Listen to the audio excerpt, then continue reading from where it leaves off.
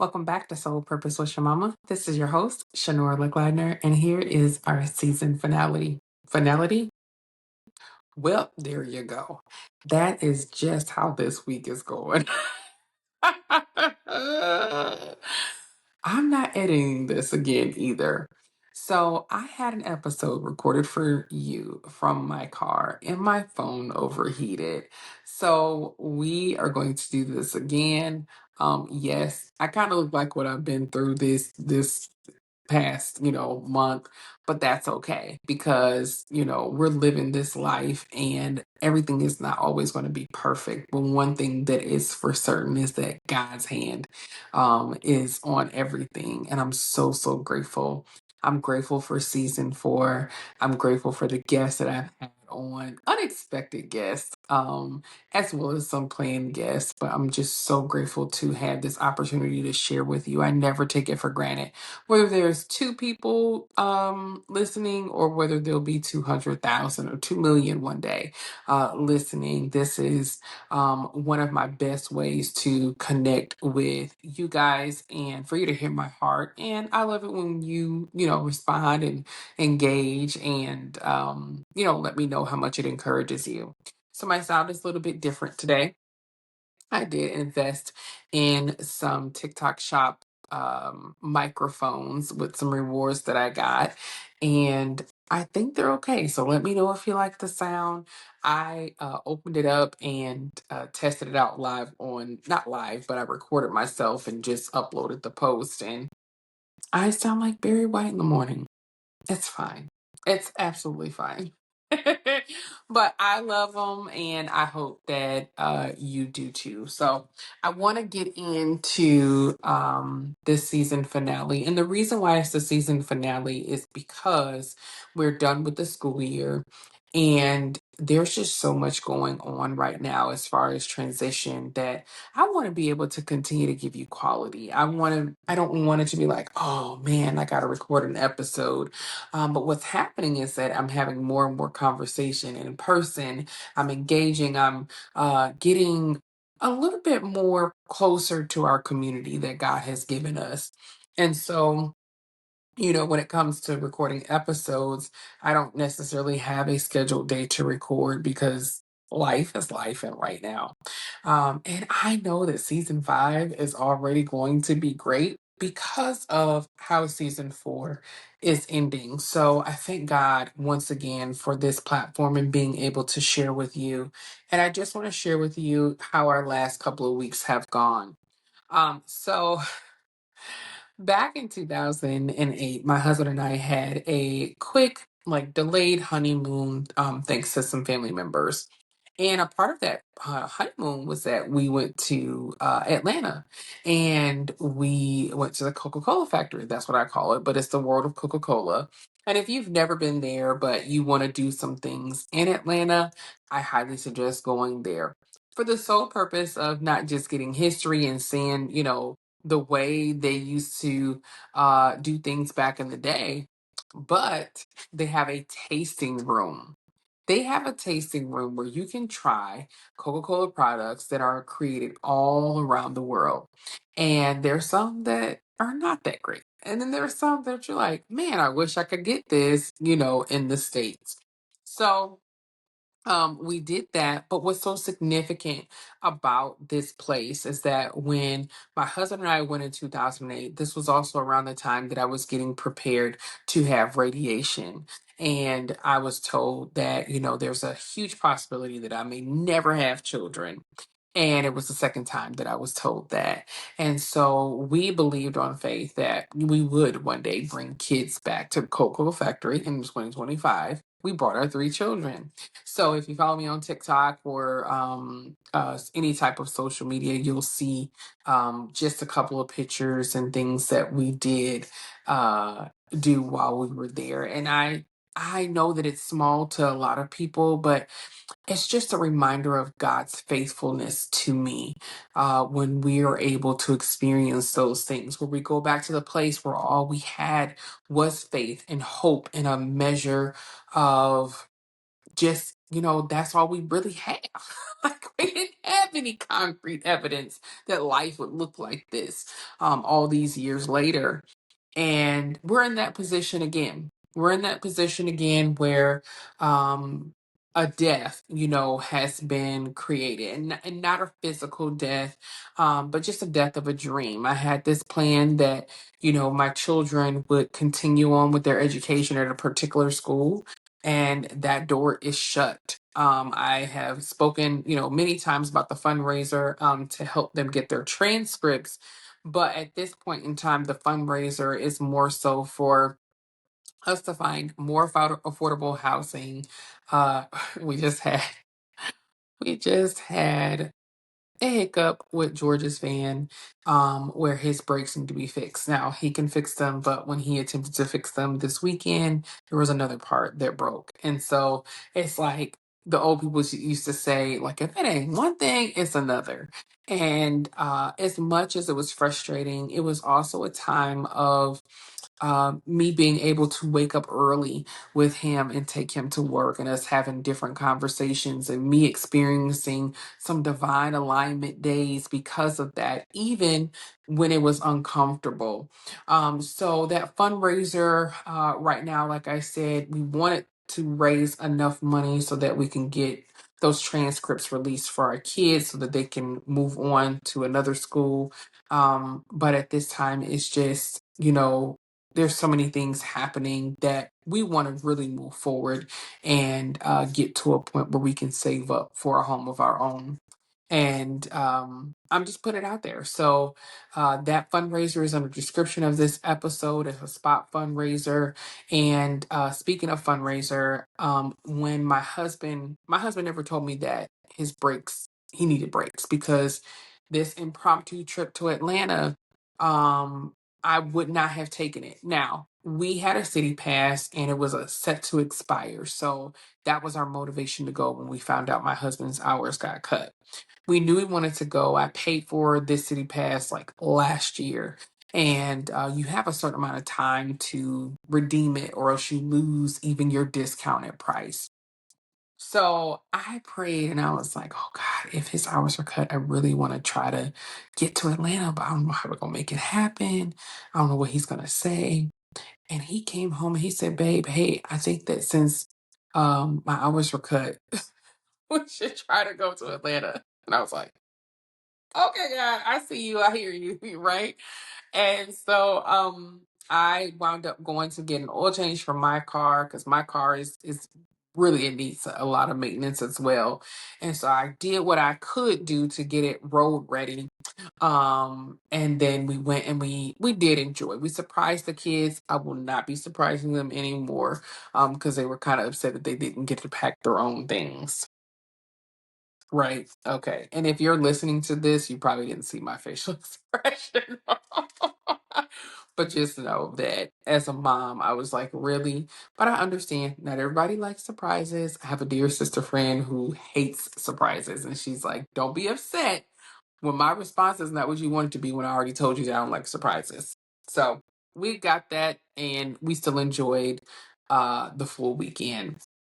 So we're at Monday or Tuesday after the holiday, and that's when I found out about his breaks. And I put out a video just sharing how much I loved how he sacrifices for us, even if it's to his own detriment. But I don't want that to be our forever. I don't want that to be our future. I don't want that to be our continuous way of life. He's always done that for us.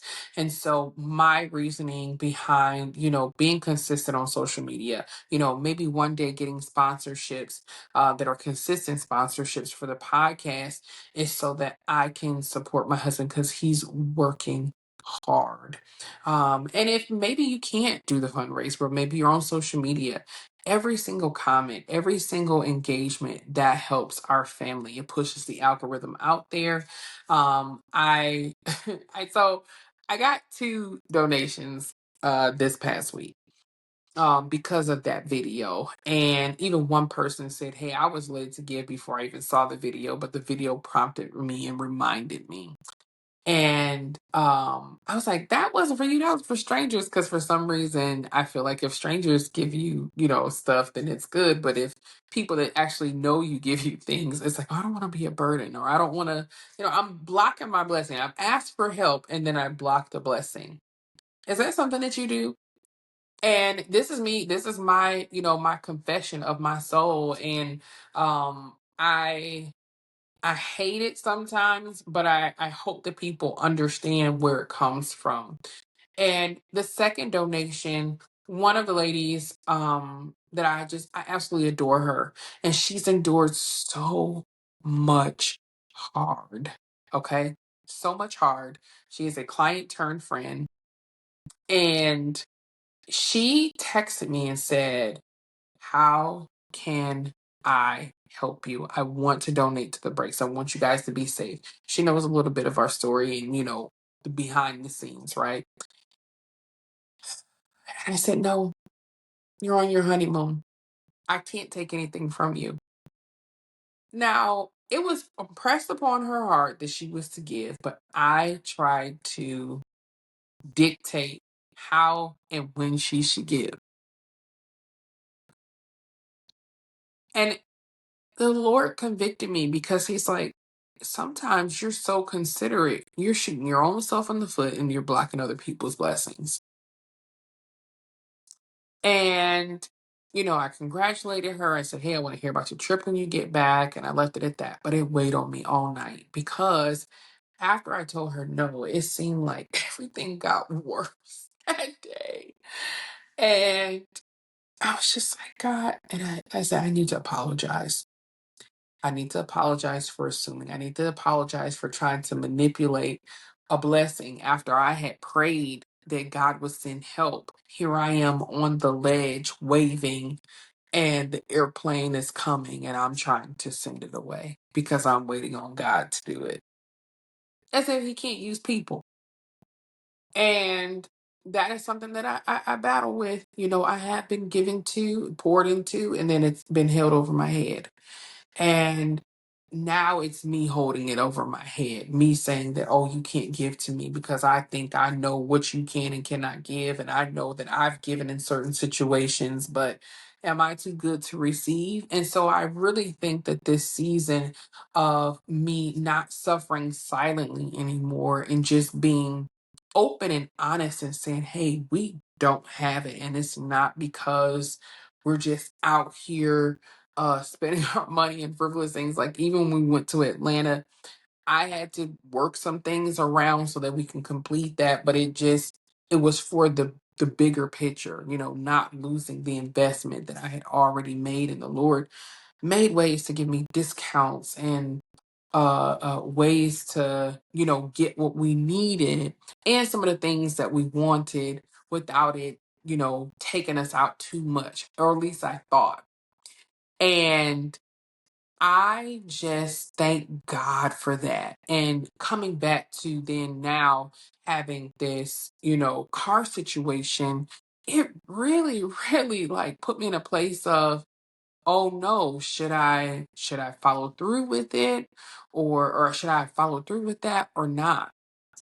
And so I just want to thank you. I thank you so much for your patience with me, as we navigate through, these hard things. I said that I wasn't going to pause when things got hard. Now, if I'm too tired to record, then I'm just not going to record because now I'm on camera, right?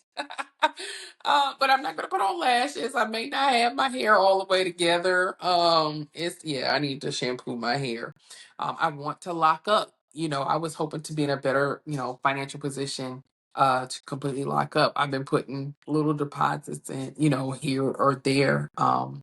This is all right. So I'm not going to stop this. And if you're just listening to the audio, I don't know if it picked up the sound of my baby coming side of her room. So I'm on camera and I'm pushing her away, like, "Please don't come to the camera," because I've already recorded an episode that I can't use.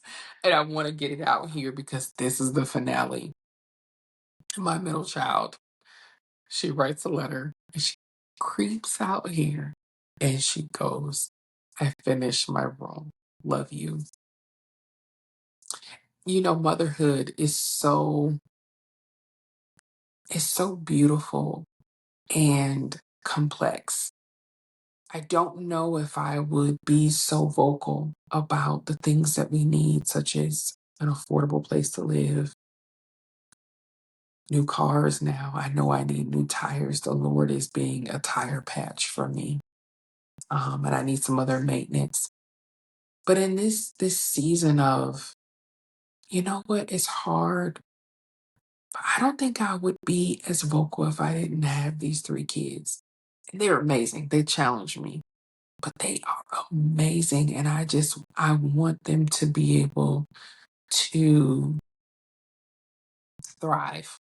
I want them to be able to thrive. I know that they each will have their own testimony.